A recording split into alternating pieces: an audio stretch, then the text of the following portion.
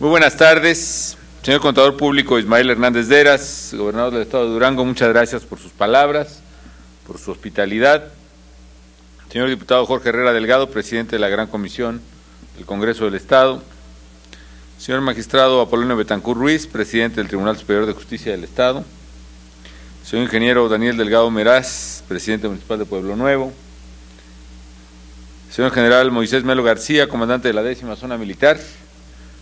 Señoras y señores diputados duranguenses, señores senadores, muchas gracias por su presencia esta tarde aquí en Pueblo Nuevo.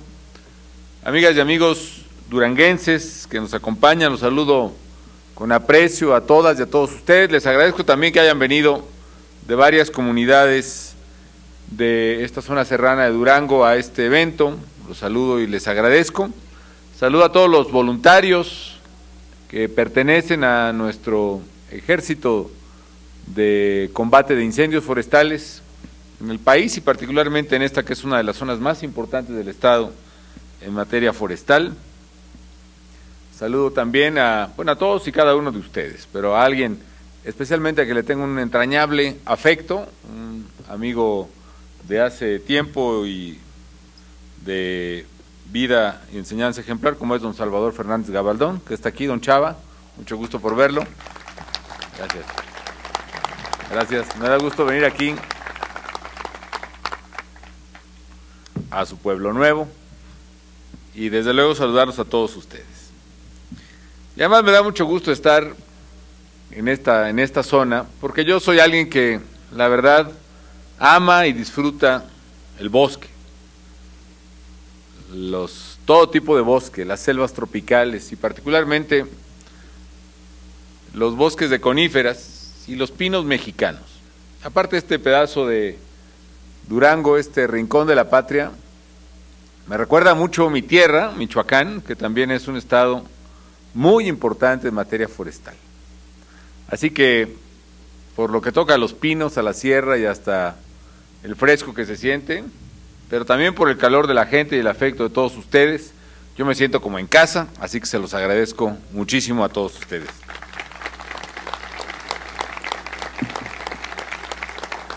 Y estoy convencido, amigas y amigos, que los bosques, las selvas, son precisamente una de las más importantes, de las muchas riquezas, por cierto, naturales que tenemos en el país.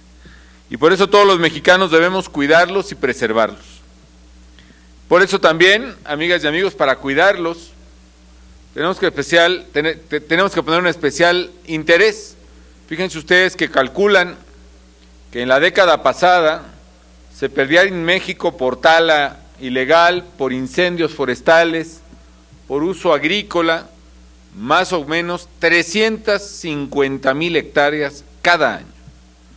Prácticamente nos estábamos comiendo, y todavía ocurre este fenómeno por desgracia, la reserva forestal y selvática del país.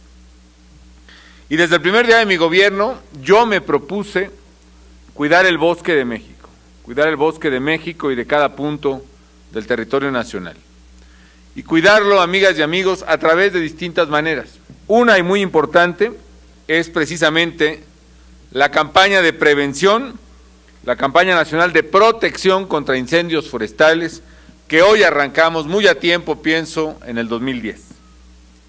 ¿Por qué? Porque con ella aumentamos o difundimos la cultura de prevención entre la población, porque con ella estamos más atentos y vamos a poner más atención, seremos más eficaces en detectar y en combatir incendios forestales, que la verdad es que año con año acaban con miles y miles de hectáreas. Yo me acuerdo en alguna gira que hicimos con el señor gobernador cuando íbamos a empezar las obras de esta importante carretera Mazatlán-Durango. Por cierto, hace rato estuvimos ahí en el punto impresionante del puente Baluarte. Es un puente, para que se den ustedes una idea, que cuando esté terminado, la carretera va a pasar a casi 400 metros arriba del río. Y además, el puente va a medir como 1,25 kilómetros de largo. Pero eso no es todo, sino que además va a tener un claro, es decir, va a tener un tramo de puente sin columnas, de casi 600 metros, lo cual yo dije que iba a ser el puente más grande en su tipo en América Latina, y me equivoqué porque me pasaron la información imprecisa. Ya alguien ahí pagará ahí en mi oficina, en la área de discursos, lo que pasó, pero bueno. Pero el hecho es que no es el puente más grande de América Latina, no va a ser el más grande de América Latina. Va a ser el más grande de toda América, incluyendo Estados Unidos y Canadá, en cuanto al tramo que estamos haciendo, y va a ser hecho por puros ingenieros y trabajadores mexicanos.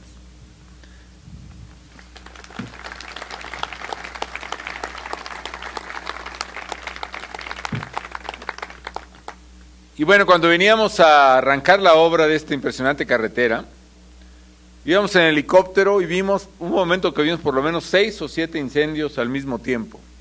Y para mí fue realmente muy doloroso que una zona tan importante como la de Durango tuviera ese comportamiento. Es cierto, nos está afectando el cambio climático. El daño que los hombres estamos haciendo a la atmósfera hace que la Tierra se esté alterando, con todo el humo que sacamos de fábricas, de incendios, de quema de pastizales, de la industria, de los coches, en todo el mundo. Ese carbono que sale de toda esta quema, pues hagan de cuenta que hace como una especie de cobija alrededor de la Tierra, y esa cobija de humo impide que salga el calor como salía antes hacia afuera de la atmósfera. ¿Y eso qué produce? Lo que se llama el calentamiento global. La Tierra se va calentando poquito a poquito. Pero ese calentamiento provoca que se altere todo el clima, porque a veces acelera los huracanes que se producen cuando se calienta el mar, acelera los huracanes. Entonces en unas partes llueve como nunca había llovido, como es en el caso de Tabasco, y precisamente por la combinación de todos estos fenómenos, a veces llueve mucho en un lugar y a veces no llueve nada en otro. Entonces de repente tenemos como el año pasado, que tuvimos la segunda sequía más grave en casi 70 años en el país, que provocó, pues primero estuvimos a punto de quedarnos con sin una parte de agua en la Ciudad de México, y seguramente aceleró incendios forestales en otras partes del país. Estoy seguro que fue el caso de Durango. No podemos ciertamente en el corto plazo, yo creo que en el largo plazo sí se puede, combatir el fenómeno y superar el fenómeno del cambio climático. Pero lo que sí podemos es prepararnos y prevenirnos contra las consecuencias del cambio climático, entre otras, la quema de incendios. Y es una manera de hacerlo también, a la vez que evitamos que se quemen los bosques, evitamos que se hagan esas emisiones de carbono, y a la vez evitamos también que se acaben los bosques, que es la riqueza de nuestro país y de nuestro pueblo. Por eso también quiero hacerle un reconocimiento muy especial a las mexicanas y a los mexicanos que se dedican a combatir los incendios forestales aquí presentes. Verdaderamente toda mi admiración y toda mi felicitación, no solo a nombre mío, sino de los mexicanos.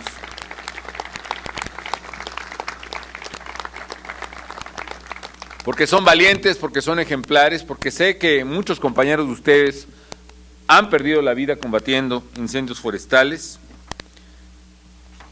Así que, pues a todos los combatientes de la CONAFOR, a los de los 3 órdenes de gobierno, federal, estatal y municipal, a los voluntarios que son de los ejidos y comunidades agrarias, al ejército mexicano, desde luego, a la tropa que combate los incendios, en fin. Tan solo el año pasado, el esfuerzo que los voluntarios y brigadistas realizaron permitió alcanzar 270,000 jornales, es decir, 270,000 días hombre dedicados a combatir los incendios.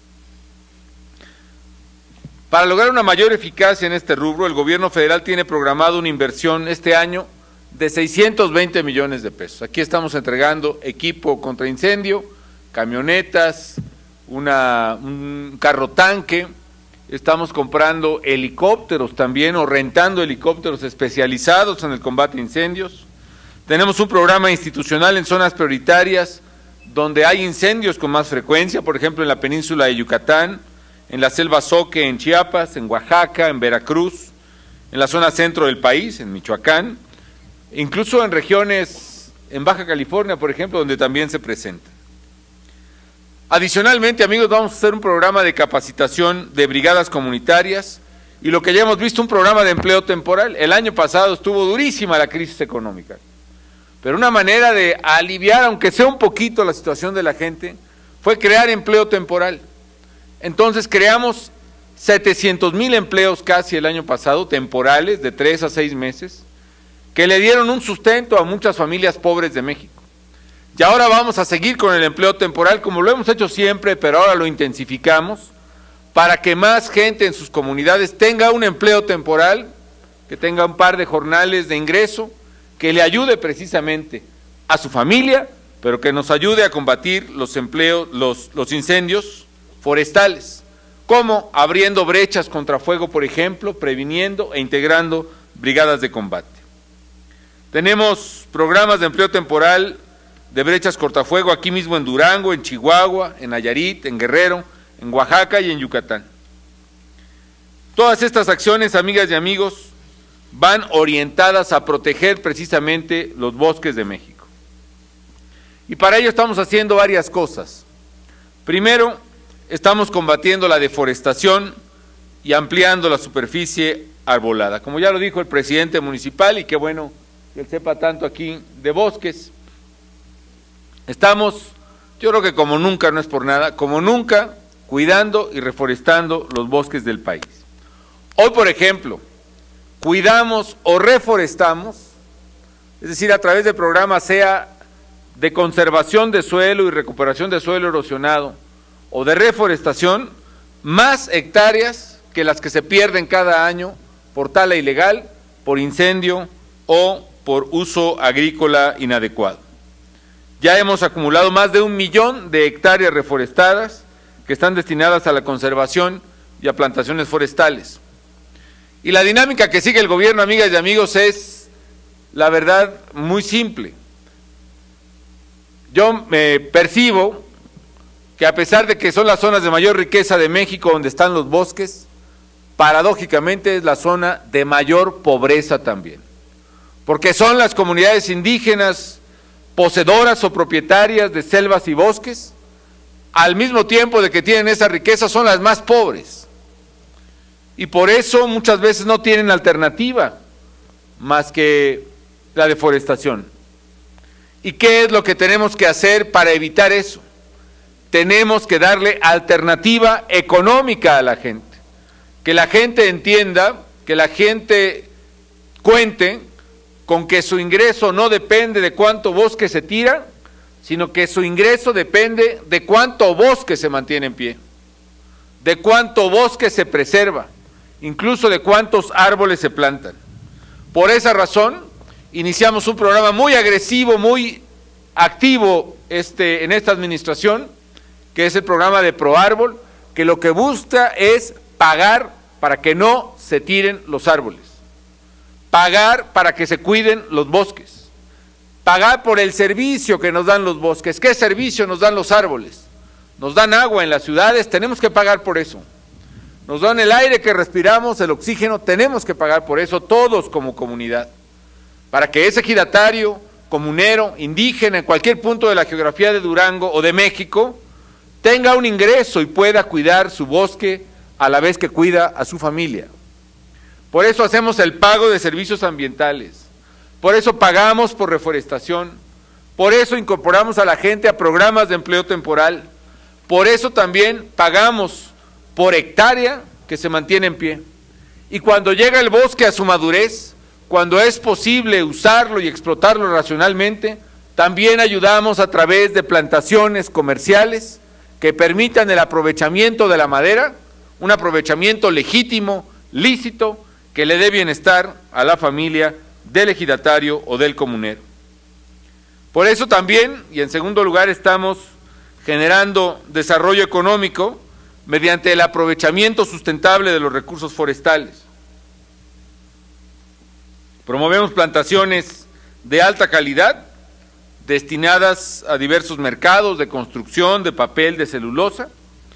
En lo que va de 2007 a 2009, por ejemplo, llevamos ya 310,000 hectáreas de plantaciones forestales comerciales en el país.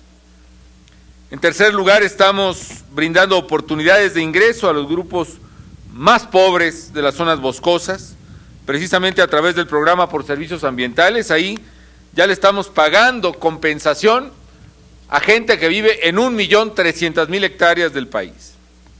Adicionalmente, avanzamos en la protección de áreas naturales protegidas y en mi gobierno, por ejemplo, hemos llegado a que casi el 13% del territorio nacional, más de 1 hectárea de cada 10 que hay en todo el país, incluyendo las ciudades, ya son áreas naturales protegidas.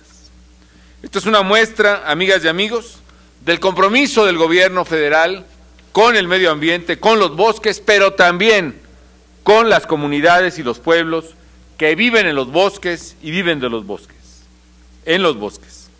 En fin, amigas y amigos, yo quiero felicitar a todos los combatientes de incendios forestales por el lanzamiento de esta campaña nacional de protección contra incendios forestales 2010. Afortunadamente este año empezó con agua, incluso con nieve, que derivan pues de cómo se ha alterado el clima. A veces nos pega y a veces nos beneficia. En este caso nos benefició con agua. No faltará quien diga que también mandamos las lluvias para arrancar la campaña un poquito antes, para la campaña forestal, para poder precisamente tener éxito en el combate a los incendios, pero no, pues es el clima, a veces nos va a beneficiar, pero otros nos puede pegar, porque no sabemos ahora, con ciencia cierta, cuándo van a empezar las lluvias de a de veras, ¿no? Entonces tenemos que estar muy abusados y tenemos que hacer mucha obra, precisamente, para cuidar los bosques, las brechas, en fin. También quiero decirles, amigos, que seguiremos apoyando a Durango. Seguiremos apoyándolo en varias cosas como lo hemos apoyado, y le agradezco al gobernador la mención. Efectivamente tenemos un compromiso con los duranguenses. Mencionaba yo hace un rato ahí en el puente Baluarte que hemos trabajado fuerte en la infraestructura de Durango, algunas presas de almacenamiento, por ejemplo, la presa del Tigre, que recuerdo. Tenemos, por ejemplo, en hospitales, que ha habido un gran impulso de parte de Durango, de su gobierno, que ha estado insistente en todas las oficinas federales a ver hasta dónde salen ahí los recursos, y bueno, pues terminan desde luego, y qué bueno, porque sé que Durango lo necesita, es un estado muy pobre. En 3 años, por ejemplo, les doy unos datos, hemos construido nuevos 15 obras hospitalarias, clínicas u hospitales en Durango, 2 hospitales en la comunidad de Nuevo Ideal y en Tamazula, Victoria, una obra de sustitución de la clínica familiar del Iste en Lerdo, que visité recientemente, enorme, unidades de medicina familiar en Gómez Palacio y en Santiago Papasquiaro, la del IMSS, estuve en la de Gómez Palacio también, muy grande, del Seguro Social, 4 nuevas unidades médicas rurales de IMSS Oportunidades, en fin, desde luego el Hospital de Especialidades de Durango Capital, que es una obra impresionante, monumental. Y también hemos remodelado o ampliado 49 obras de infraestructura hospitalaria ya existentes, por ejemplo, la remodelación del Hospital General Dr. Santiago Ramón y otros. En fin, y en carreteras, pues ya lo dijo el gobernador también, no solo la Mazatlán-Durango, que nos está costando, ahora sí que nada más, 18,000 millones de pesos, una cantidad como la que nunca había recibido Durango y varios estados juntos en décadas. 18,000 millones de pesos, pero además la carretera Durango-Zacatecas, la Durango-Fresnillo, por ejemplo, que son 2,500 millones de pesos más, la Durango-Parral también, que es muy, muy importante, la Durango, la que conecta hacia Nayarit también, y desde luego, pues un gran trabajo que se ha hecho en infraestructura, en el que hemos colaborado, y con mucho gusto, con el gobierno del estado. También hemos colaborado, sé que en Durango hay un problema de seguridad que preocupa mucho a la gente. Hemos a partir del año pasado comenzado a tener operativos coordinados entre el Ejército y la Fuerza de la Policía Federal, y sé que los problemas siguen. Tuvimos, por desgracia, la pérdida de un alcalde en el Mezquital, en el sur del estado. Hoy está general, tengo entendido, un nuevo batallón del Ejército Mexicano que viene a reforzar las labores de seguridad de las autoridades, y también hemos otorgado un verdadero arsenal de armas de alto poder para precisamente las autoridades policiales del estado de Durango. Estamos colaborando, y le digo a Pueblo Nuevo y le digo a todo Durango que no los dejaremos solos ni descansaremos hasta que Durango sea nuevamente un estado seguro y en paz para toda su gente.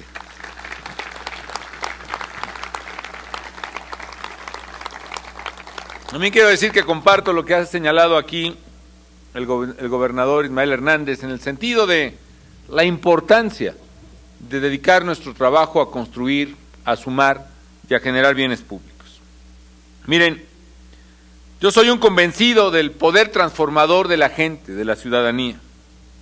Y hoy más que nunca necesitamos fortalecer la participación ciudadana y necesitamos también dignificar la representación ciudadana.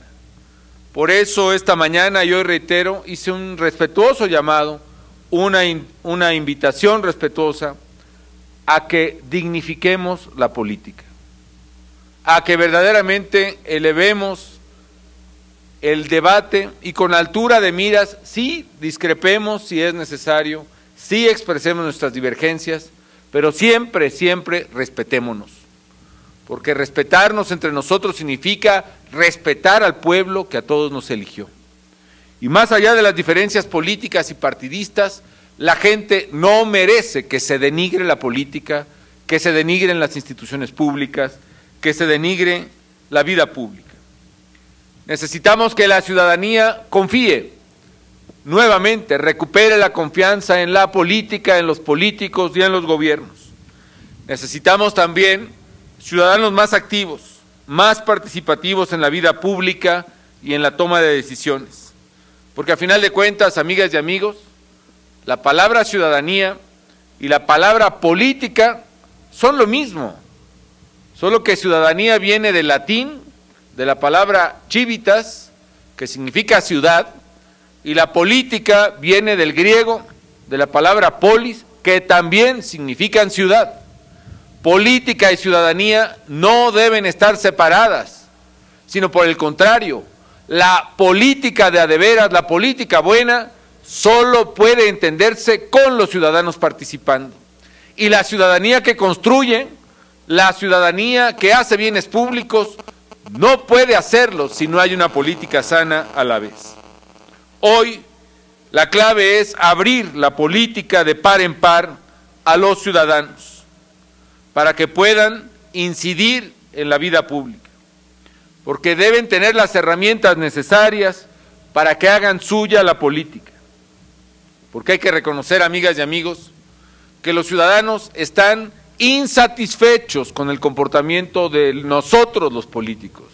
Esa es la verdad, y cada vez que se convierte el debate político en descalificación, en denigración, incluso en ofensas e insultos, los ciudadanos tienen más razones poderosas para desconfiar y sentirse decepcionados de los políticos.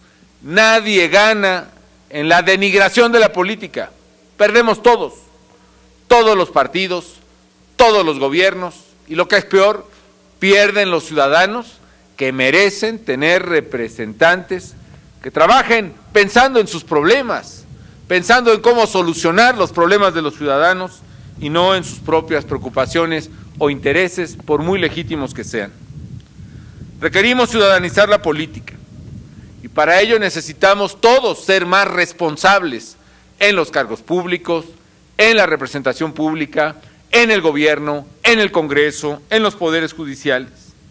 Necesitamos también ciudadanizar la política y para lograrlo, precisamente por eso, yo presenté al Congreso de la Unión una iniciativa de reforma política que busca abrirle espacio a los ciudadanos, darle más poder al ciudadano.